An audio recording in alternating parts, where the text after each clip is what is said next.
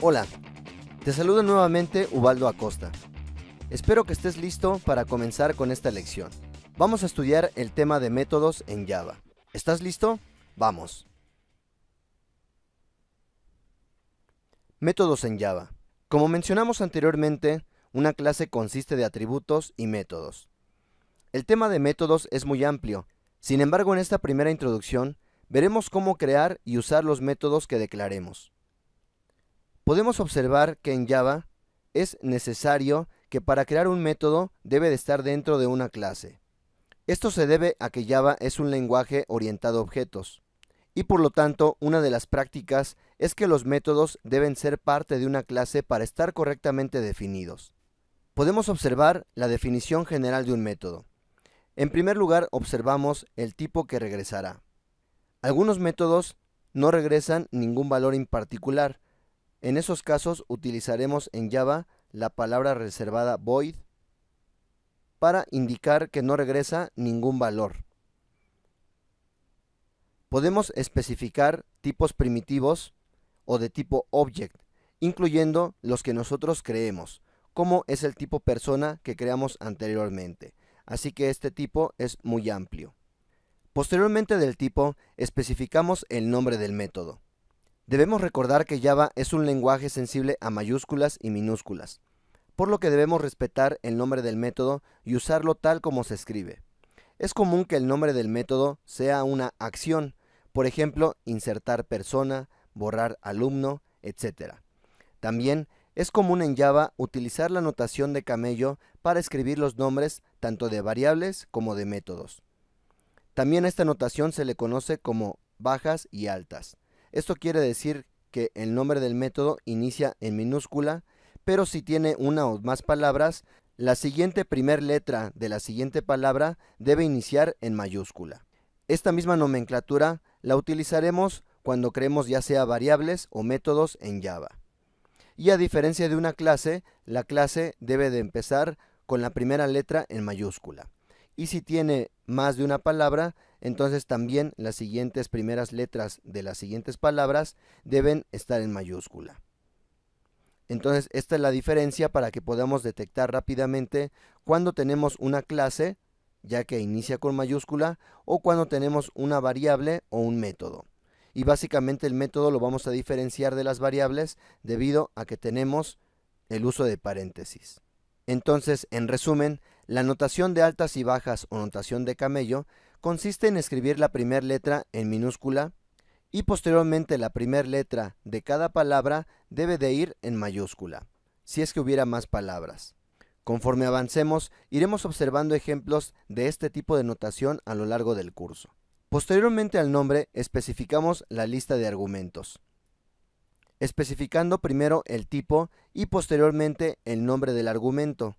Por cada argumento que deseemos agregar, debemos separarlos por una coma. Si el método no tiene lista de argumentos, solo veremos que se abren y cierran paréntesis, es decir, que este espacio estaría vacío. Finalmente escribiremos el cuerpo del método entre llaves. Así que abrimos y cerramos llaves y no agregamos punto y coma al cerrar, ya que es un bloque de código. Y dentro de estas llaves va el cuerpo del método, es decir, lo que se va a ejecutar cuando mandemos a llamar este método. Todo lo que escribamos dentro de estas llaves es lo que ejecutará el método. ¿Podemos ver el método sumar? En este caso, debido a que el método regresa un valor, utilizamos la palabra reservada return. Y lo que va a regresar es un valor, en este caso la suma, de las variables a más b. Un concepto importante al definir métodos en Java se conoce como la firma del método. En el caso del método sumar, la firma del método sería int, sumar y los tipos int y también int. La firma del método no incluye el nombre de las variables, ni tampoco incluye el contenido que viene después de las llaves. La firma del método únicamente sería el tipo, el nombre y los tipos de los argumentos y la cantidad de argumentos que tiene este método. Es decir, que el método devuelve un valor entero. En este ejemplo, el método sumar devuelve un valor entero. Este método se llama sumar y recibe dos argumentos de tipo entero. El primero se llama A y el segundo se llama B y ambos son de tipo entero. Posteriormente, dentro de las llaves tenemos nuestro cuerpo del método y en este caso este método únicamente regresa la suma de las variables A más B. Pero este valor, este tipo, debe de corresponder con el valor que estamos indicando al momento de definir el tipo que va a regresar este método. La firma del método es importante ya que nos va a indicar qué valor esperar y también si debemos enviar argumentos o no, y también de qué tipo son estos argumentos. Posteriormente pondremos en práctica este ejemplo. Llamada general a un método. Una vez que hemos agregado un método a una clase, podemos hacer uso de él haciendo lo siguiente.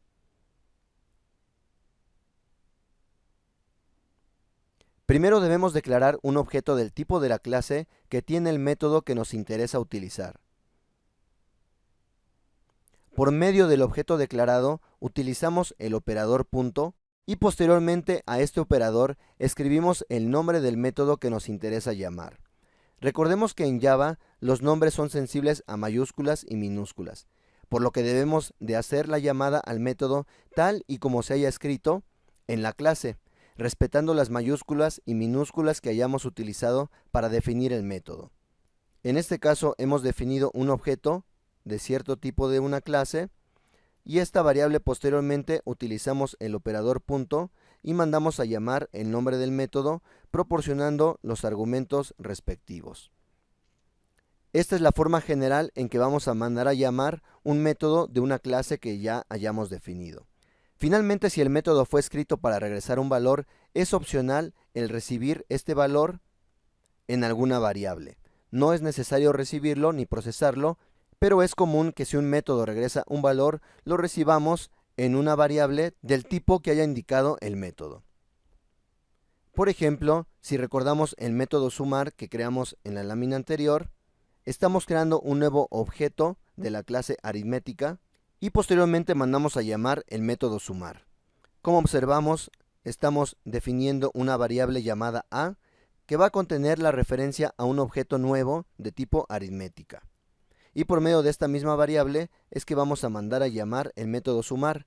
Proporcionamos los argumentos que, si recordamos, eran dos enteros llamado A y B y simplemente se regresa el valor de la suma y lo recibimos en una variable llamada resultado de tipo entero. Posteriormente pondremos en práctica este ejemplo para ver a más detalle la ejecución de este código.